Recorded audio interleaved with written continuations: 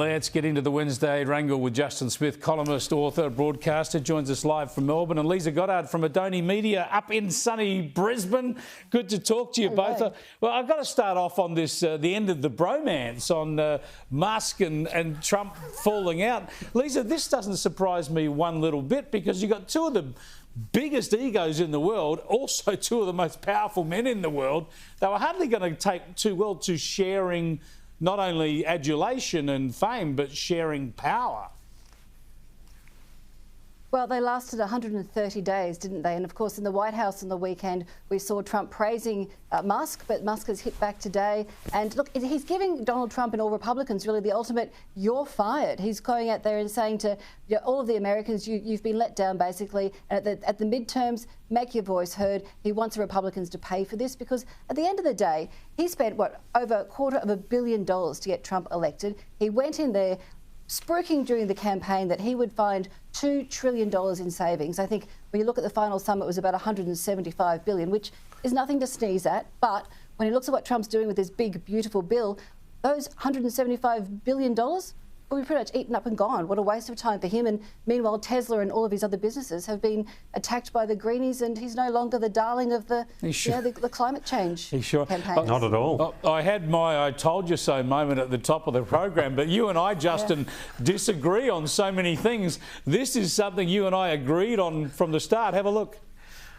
My first impression is it's going to end in tears. So we've got two giant egos, one giant ego that has appointed another giant ego, and giant ego number one doesn't like it when he gets outshined by other people, and giant ego number two loves to outshine people. So I would suggest, let's talk in 6 months down the track and see how this cuddly and lovely relationship is faring. If you're a Tesla shareholder, how do you feel about the bloke who's supposed to be running the company now trying to run the federal bureaucracy? And is he going to sit around smoking dope while he's doing this with Joe Rogan? There you go, Justin. You were spot on. Where we've checked in now, just over 6 months on from there, and it has all ended in tears. Gee, that guy in the black, he really knows what he's talking about. You should get him on more often. But how's your footy team going? I had a feeling that it might.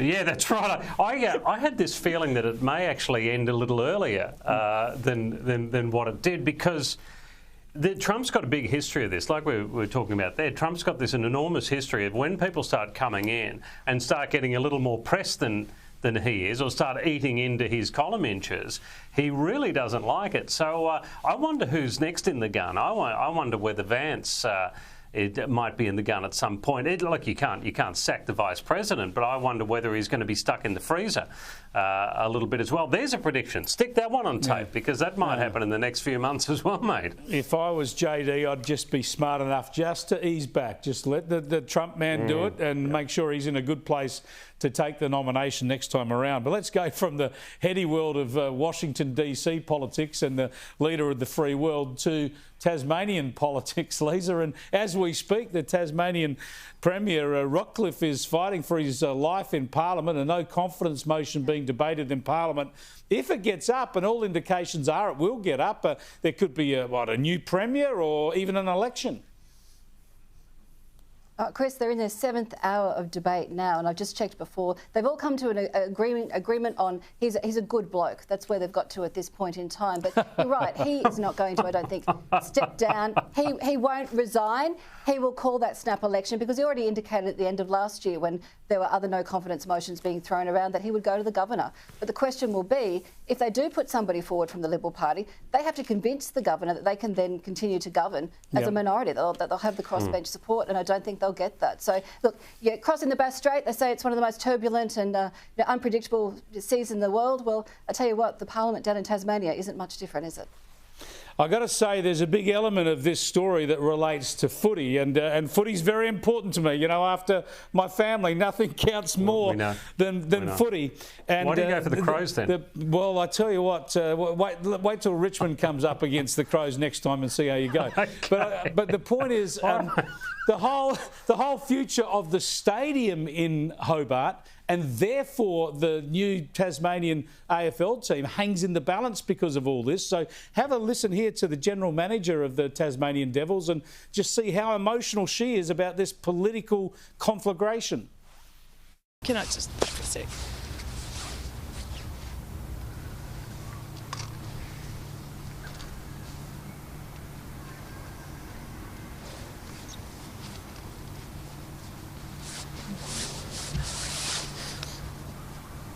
This club is powered by our future generations, by our kids and by our grandkids. There you go, Justin. As you know, footy is life. The Tassie Devils fighting to get even on the field now thanks to politics.